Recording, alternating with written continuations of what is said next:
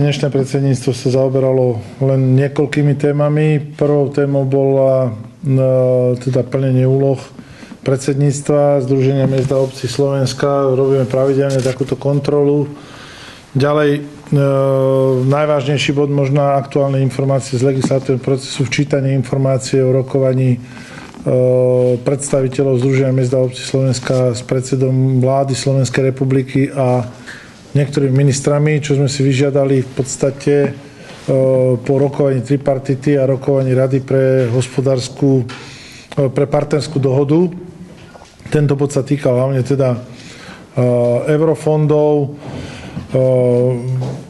Zaoberali sme sa výsledkami hospodárenia miest a obcí za rok 2013, aj keď definitívne výsledky tohto hospodárenia ešte nie sú známe, ale v rámci tohto bodu sme diskutovali aj o tom, ako je zabezpečené financovanie pre mestá a obce v roku 2014. No a samozrejme čaká nás 25.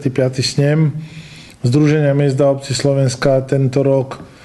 V lani bol snem Združenia miest a obcí a takisto aktivita Oskar bez bariér, ktorá je v sociálnej oblasti a je zameraná na odstraňovanie teda bariér pre zdravotne postihnutých občanov.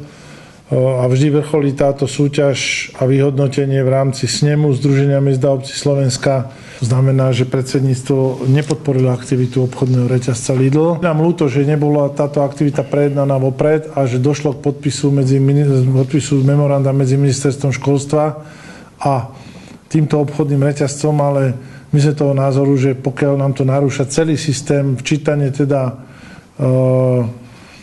tej možnosti, že sa budú vyberať plastové fľaše z kontajnerov, ktoré my máme rozmiestnené na separovaný zber, tak my budeme mať s tým náklady a niekto sa cez nás bude snažiť získať nejaké ihrisko, takže sme v podstate ako predsedníctvo predkladali materiál v dvoch alternatívach.